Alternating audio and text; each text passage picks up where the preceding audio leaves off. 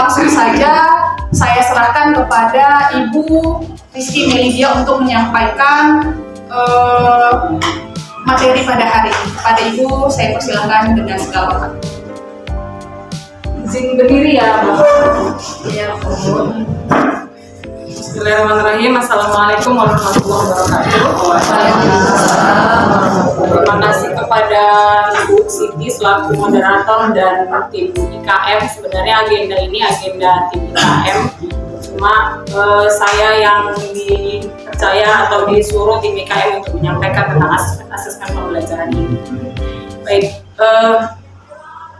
Jadi sebenarnya saya tidak inginlah mengajari limau berduri atau mengajari itik berenang, karena saya sudah yakin Bapak Ibu sebenarnya sudah tahu bagaimana tentang penilaian tentang asesmen ini, karena di sini banyak Bapak Ibu guru yang masa kerjanya jauh di atas saya. Jadi tentang pendidikan, tentang bagaimana mengelola kelas, anak-anak itu sudah tahu. Hanya nasib badan aja mungkin Bapak Ibu yang saya ditugaskan Pak Yogi. Nah, di awal ini sebelum materi asesmen, saya ingin tampilkan sebuah film dokumenter. Jadi film ini judulnya tentang Di Balik Jeruji Nilai.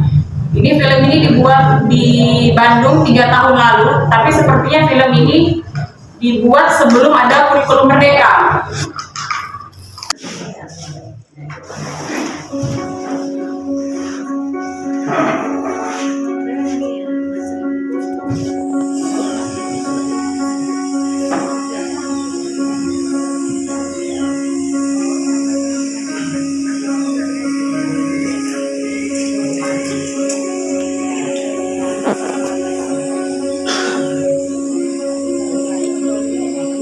Makanya sebenarnya yang diminta fasilitator, Bu, tunjukkan bukti kegiatan di kelas, itu sebenarnya udah kita lakukan sih. Biasa Bu Yusita juga ke depan anaknya udah biasa bawa buku percakapan gitu ya kan Bu, cuma nggak didokumentasikan aja. Bu Endang sering kadang buat games di kelas gitu, cuma yang kurangnya dokumentasi. Kita butuh dokumentasi gitu, pamer tadi. CCTV. Iya. Lalu diskusi kelas bisa drama, bisa produk, presentasi, atau tes lisan. Ini sudah umum lah ya. Tentang asesmen tidak tertulis. Nah, kalau yang tertulis dia bisa refleksi seperti penilaian diri seperti yang tadi. Ini bentuk refleksi. Penilaian diri, lalu esai, jurnal, poster, dan tes tertulis. Itu bagian dari yang tertulis. Nah, ini yang penting dari asesmen kurikulum merdeka.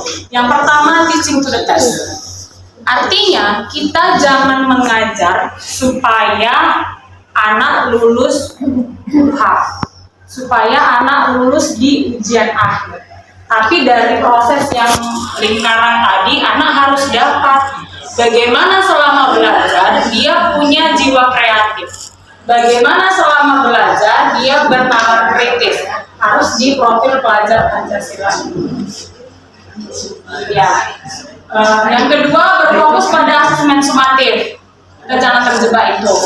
Terus instrumen asesmen tidak sesuai pada BP, ini mungkin enggak lah ya. Sesuai lah yang kita ajarkan dengan yang diujikan pasti sesuai. Lalu melaksanakan asesmen untuk mendapatkan data nilai dan pengisian rapor. Jadi di poin 1, 2, dan 4 ini yang paling kita sering terjebak.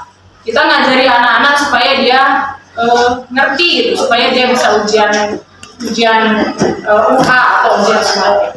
Makanya selama ikut PPG saya agak bertobat sedikit memang jadi guru. Kalau dulu saya pertama kali ngajar, baru tamat, apalagi saya PPL di Dharma Patra Pangkalan Berandan, sekolah Pertamina yang anak-anaknya lumayan bagus gitu lah. Terus bimbingan di Primagama, yang anaknya memang mau belajar. Ngajar lah di SMK 10, yang mejanya harus di pintu itu supaya anaknya nggak keluar. Pertama kali ngajar saya di SMK 10, jadi agak stres gitu.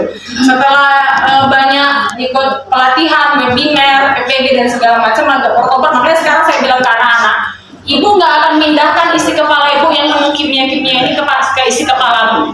Nggak akan. Makanya kok biasa aja, enjoy aja gitu, supaya mereka juga nyaman gitu belajarnya, karena nggak semua anak-anak itu saya bilang kalian nggak semua nanti akan jadi kimia kayak ibu, jadi ibu nggak akan pindahkan isi kepala ibu ke isi kepala. Kayak belakangan saya ngajar agak enjoy. Tapi yang jelas prosesnya itu harus dijalani. Saya tekankan ke anak-anak itu prosesnya. Kalau kalian tidak menjalani proses SD dengan baik, kalian nggak akan SMP, kan gitu. Kalau kamu nggak belajar calistung baca tulis yang benar, nggak akan tamat SD. Jadi sampai sekarang juga proses itu yang harus ditekankan. Lalu menggunakan hanya satu teknik penilaian, itu yang harus dari asesmen. Bahkan tesnya soal aja. Kalau nggak esai ganti sama aja, tetap tes tertulis juga. Nah, bisa dengan yang lainnya, dengan menggambar atau dengan diskusi, presentasi buat pembelajaran, itu yang harus dihindari. Nah, sekarang masuk ke mengolah hasil asesmen.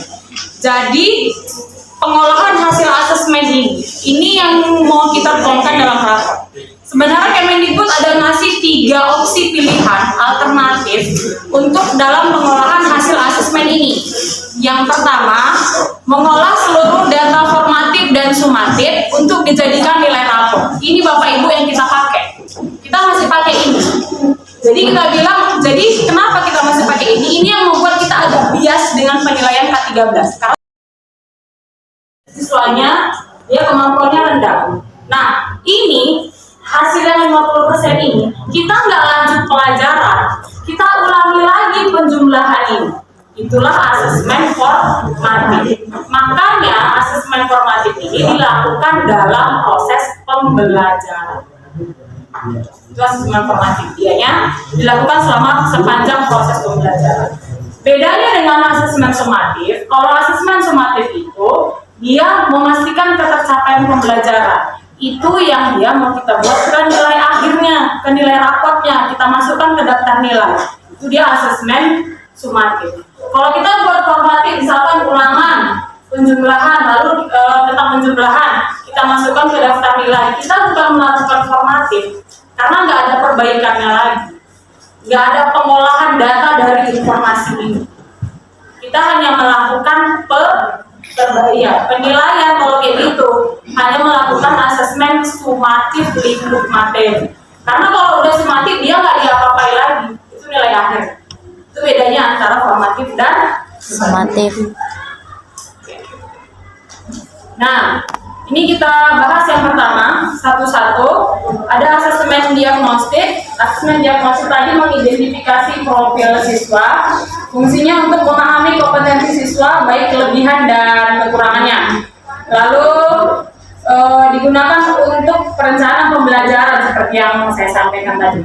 Nah, ada dua, ada yang kognitif, ada yang non kognitif.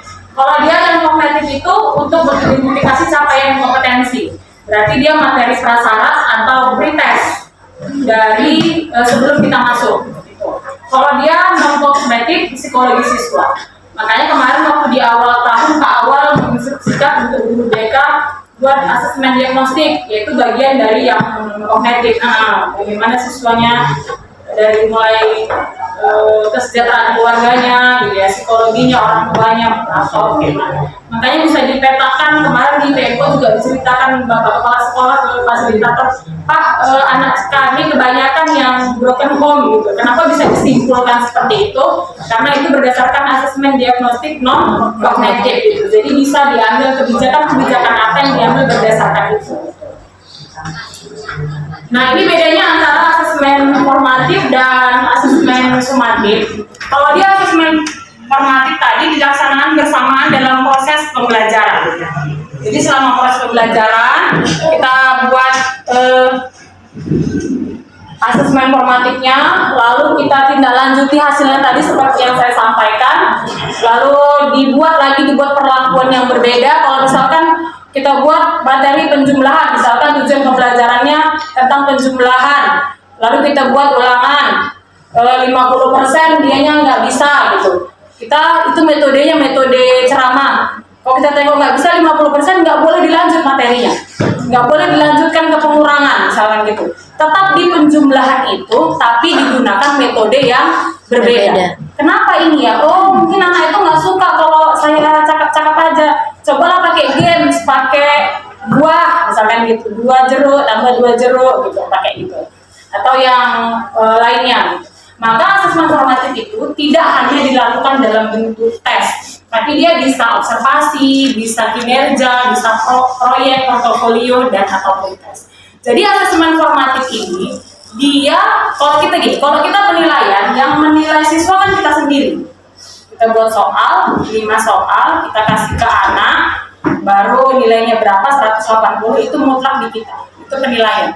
Kalau asesmen formatif, siswa bisa menilai diri dia sendiri.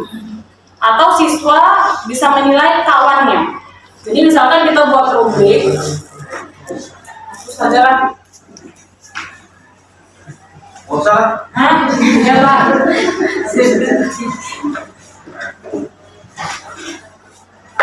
Aku saja Buat rubrik, misalkan ini nomor, lalu rubriknya saya paham betul tentang penjumlahan, saya kurang paham, saya dibantu teman dalam mengerjakan soal. Dia menilai diri dia sendiri. Jadi kalau ayo yang mana Edo? Ini Bu, saya dibantu kawan. Ini hasil asesmen formatif. Ini yang kita olah. Atau menilai antar teman. Kawannya presentasi, kita kasih ini rubrik penilaiannya. Kawan, Bu, gambar penilaian poster misalnya.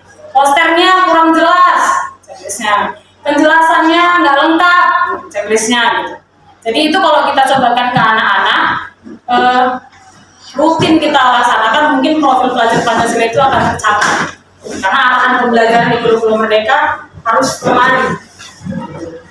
Ini memang kalau pelajar Pancasila ini nggak bisa mendadak. Makanya kemarin cerita-cerita kami sama Bu Sumi, Bu Awa selama ini nengok anak-anak ini jadi pandai cakap, padahal aku nggak pandai cakap. Maksudnya jadi banyak ngasih tahu ke anak-anak gitu ya kan Bu, daripada pembelajaran intinya harus begini, kita harus gini gitu, harus banyak ceramahnya gitu, supaya ininya dapat juga belajar Pancasilanya selain dari metode-metode pembelajaran. Nah, itu asesmen formatif. Kalau asesmen sumatif tadi dia bukan hanya dalam bentuk tes saja, bisa dalam bentuk yang lain juga, tapi itu mutlak nilainya dijadikan nilai rapor. Itu nggak bisa kita pakai lagi. Sama kayak kita lakukan sekarang. Kita ujian nilainya 80, udah itu 80, nggak bisa kita perbaiki lagi. Makanya sumatif itu dilakukan di akhir lingkup materi atau di akhir semester. Itu asesmen sumatif. Lalu pertanyaannya, apakah ulangan harian itu formatif atau sumatif? Sumatif. Ulangan harian itu sumatif atau formatif? Kalau dulu kan ada, kalau dulu ulangan harian, iya UH1, UH2, formatif. Formatif atau sumatif? Formatif. Iya. Ya. Tergantung kita menilai objek kita. Kalau kita merasa UH itu harus kita perbaiki materinya, kita ulangi lagi, itu jadi formatif. Tapi kalau dari hasil itu dia sudah kita bakukan, itu jadi sumatif. Iya, kita bisa masukkan ke daftar nilainya.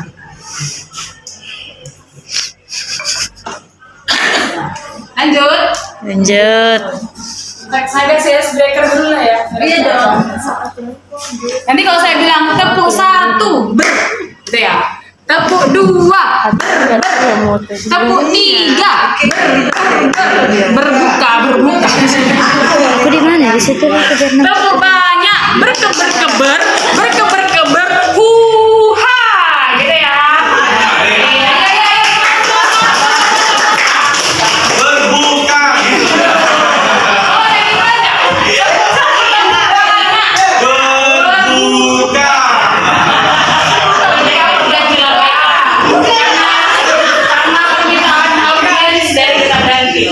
Jadi berbuka pakai jamur.